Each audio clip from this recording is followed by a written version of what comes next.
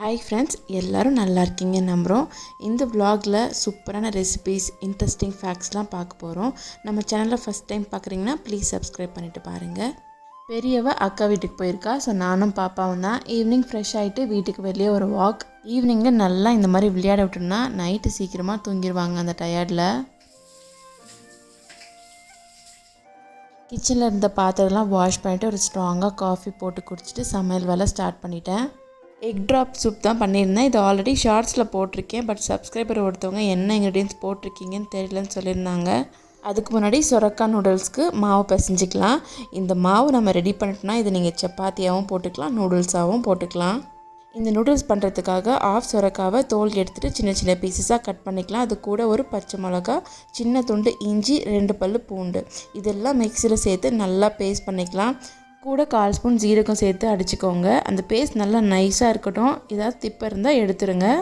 அடுத்து அந்த சொரக்காய் பேஸ்ட்டில் 1.5 கப் கோதுமை மாவு சேர்த்துருக்கேன். கூடவே உப்பு சேர்த்து நல்லா மிக்ஸ் பண்ணிக்கோங்க. தண்ணி எதுவும் சேர்த்துறாதீங்க. ஃபஸ்ட்டு நல்லா எல்லாம் கலந்ததுக்கப்புறம் தண்ணி தேவைப்பட்டால் சேர்த்துக்கோங்க. கண்டிப்பாக தேவைப்படாது.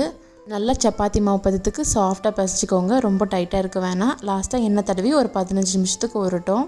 அடுத்து சூப்புக்காக ஆயில் சேர்த்துட்டு கொஞ்சமாக சாப் பண்ண பூண்டு, வெங்காயம் லைட்டாக வதக்கிட்டு சிக்கன் வேக வச்சு தண்ணி இருந்தால் சேர்த்துக்கலாம். அதெல்லாம் இல்லைன்னா பிடிச்ச காய்கறிகள் ஏதாவது சேர்த்துட்டு 2.5 கப் அளவு தண்ணி சேர்த்துருக்கேன். ஏன்னா 2 கப் சூப் வேணும். நான் கேரட்டும் கேபேஜும் காய் எடுத்திருக்கேன். இது 50% குக் ஆனதும் இதில் 1.5 ஸ்பூன் கார்ன்ஃப்ளவர் தண்ணியில் கரைச்சி சேர்த்துக்கலாம். சூப் கொஞ்சம் திக்காக வேணும்னு கேட்டிருந்தாங்க. கார்ன்ஃப்ளவர் சேர்த்துட்டு ஒரு 5 நிமிஷம் குக் ஆகட்டும். அந்த பச்சை வாசனை போனதுக்கப்புறம் ஒரு முட்டையை லைட்டாக உப்பு, பெப்பர் சேர்த்து நல்லா அடிச்சுட்டு ஆஃப் முட்டை மட்டும் உள்ளே சேர்த்துக்கோங்க. அது லைட்டாக பபிள்ஸ் வந்ததுக்கப்புறம் கொஞ்சம் கிளறி விட்டுட்டு கொதிச்சதும் அதில் பெப்பர், தேவையான உப்பு சேர்த்து ஹாட்டாக சர்வ் பண்ணால் எக் ட்ராப் சூப் ரெடி. ரொம்ப டேஸ்ட்டாக இருக்கும் இது.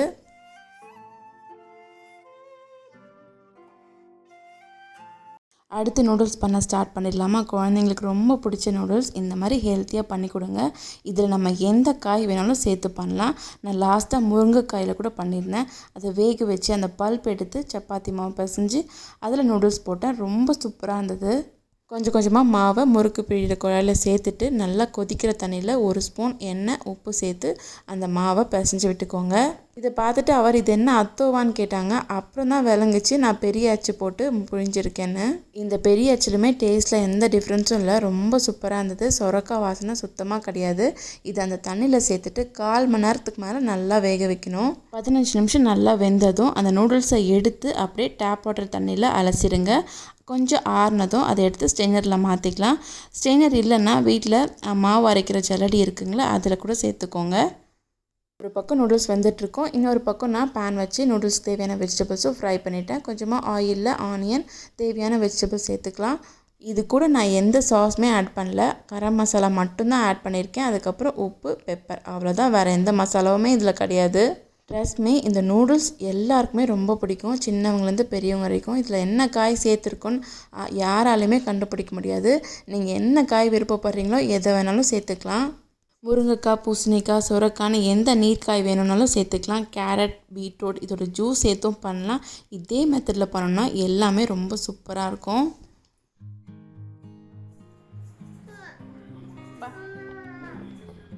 இது நெக்ஸ்ட் டே மார்னிங். குழந்தைங்கள வளர்க்கும் போது வீட்டில் பெரியவங்க இருந்தால் அவங்கக்கிட்ட விட்டுட்டு நம்ம ரிலாக்ஸாக வேலை பார்க்கலாம். ஆனால் இப்போது எல்லார் வீட்லேயும் ஒரே சுச்சுவேஷன் தான். ஜாப் போயிட்டு குழந்தைங்கள தனியாக பார்த்துக்கிட்டு இருக்காங்க. எனக்கு தெரிஞ்ச சில இன்ஃபர்மேஷன் ஷேர் பண்ணுறேன். அது நியூ பேரண்ட்ஸ்க்கு ரொம்பவே யூஸ்ஃபுல்லாக இருக்கும். வீட்டில் பெரியவங்க யாருமே இல்லைன்னா நம்ம தான் குழந்தைங்க கூட எக்ஸ்ட்ரா கேர் எடுத்து டைம் ஸ்பெண்ட் பண்ணோம். 9 மந்த்லேருந்தே ஆடுறது, பாடுறதுன்னு ஆக்ஷன்லேருந்து எல்லாமே நம்ம பண்ணிகிட்டே இருக்கும்போது தான் அவங்க கூர்ந்து கவனித்து ஒன்று விஷயமாக கற்றுக்குவாங்க. நம்பர் 2 இன்ட்ரெஸ்டிங் ஃபேக்ட் என்னென்னா, பாய் பேபிஸ் லேட்டாக தான் பேசுவாங்க, கேர்ள் பேபிஸ் சீக்கிரமாக பேசிடுவாங்கன்னு சொல்லுவாங்க. பாய் பேபிஸ் பேசுறதுக்கு 3 வயசாகும், 4 வயசாகும், இல்லை ஸ்கூல் போனால் தான் பேசுவாங்க அப்படிலாம் சொல்லுவாங்க. அப்படிலாம் கிடையாதுங்களா. பாய் பேபிஸ்க்கும் கேர்ள் பேபிஸ்க்கும் ஒரு 3 மாதம் தான் டிஃப்ரெண்ட். 1.5 வயசில் கேர்ள் பேபி பேசுகிறாங்கன்னா 1.25 வயசு தான் பாய்ஸ்க்கு எடுக்கும். 1லேருந்து 1.5 வயசு வரைக்கும் நம்ம நல்லா குழந்தைங்க கூட பேசிக்கிட்டே இருக்கணும். அப்போ தான் அவங்க நம்ம ஐ கான்டாக்ட் வச்சு நம்ம பேசுகிறதுலாம் லிசன் பண்ணுவாங்க. இதே நீங்கள் 2 வயசுக்கு அப்புறம் இந்த ட்ரைனிங்லாம் கொடுத்தீங்கன்னா அவங்க கண்டுக்கவே மாட்டாங்க. கீழே என்ன இருக்குது, அந்த பொம்மை இருக்குது, இது இருக்குதுன்னு தேடுவாங்களே தவிர நம்ம மூஞ்சியே பார்க்கவே மாட்டாங்க. ஸோ குழந்தைங்க 2 வயசுக்கு அப்புறம் சரியாக பேசாமல் டல்லாக இருக்காங்கன்னா கண்டிப்பாக டாக்டர் கன்சல்டன்ட் சீக்கிரமாக பண்ணிடணும். Number 3 food habits. குழந்தைங்க காய்கறி சாப்பிட மாட்றாங்க, ஃப்ரூட்ஸ் சாப்பிட மாட்றாங்க கம்ப்ளைண்ட் பண்ணுவோம்.